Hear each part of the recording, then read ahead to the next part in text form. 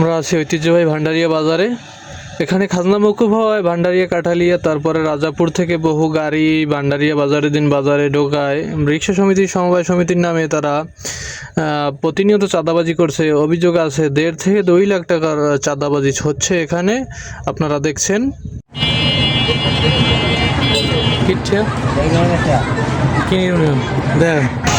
না ভালো তুমি ছবি তোলো। এটা কি টাকাটা যায় কমনে? সরকারের কোন খাতে যায়?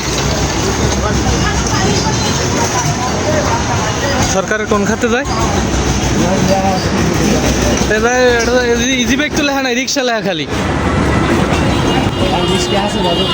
রিক্সা নাই, তা রিক্সা যায় না না থাকলে তাই টাকাটা নেন কিরম? তাই এই জায়গায় ইজি বাইক ছাপাইবেন না? ওই আমার অফিস আছে, ওই অফিস কই? ওই সামনে অফিস আছে, সাধারণ সম্পাদকের নাম্বার আছে? ওই সব আছে তাই দেন।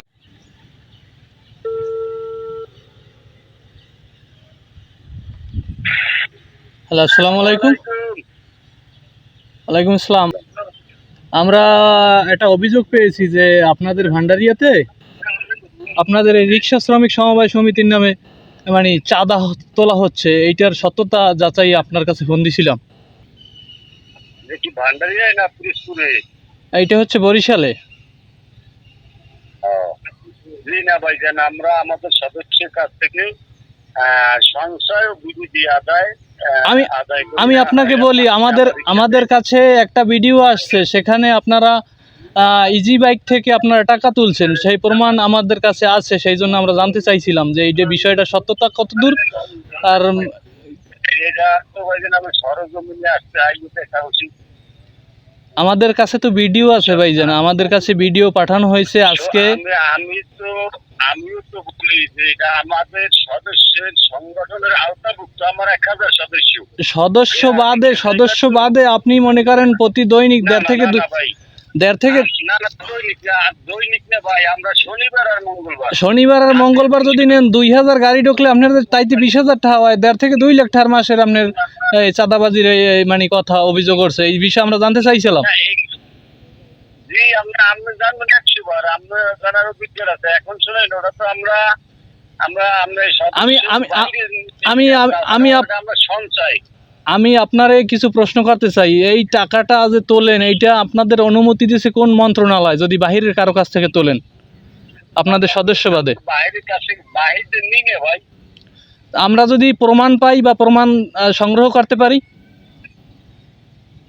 তাহলে আমরা ই করবেন, অসুবিধা কি? আমরা আগে সরজমিনে দেখেন, হয়তো আমাদের এমপি লোকজন আছে, এরা আমরা আসেন সরজমিনে দেখেন, অসুবিধা কি? আচ্ছা ঠিক আছে। তাহলে আমি আরো একটা বিষয় জানতে চাই। আপনাদের সদস্য, আপনারা ওই রিক্সা শ্রমিক সমবায় সমিতি লেখছেন ওখানে, সেখান থেকে আপনারা ভিভাটেক, মিশুক, তারপর ইজি বাইক থেকে টাকা তুলতে পারেন কিনা?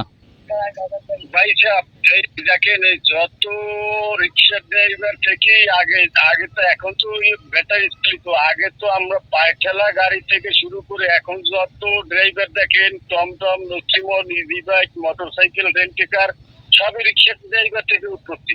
জি জি, সবই তো বুঝছেন, সবাই তো আমরা এই রিক্সাতেই শুরু। জি, ঠিক আছে, এরা আমাদের সদস্য ভাই।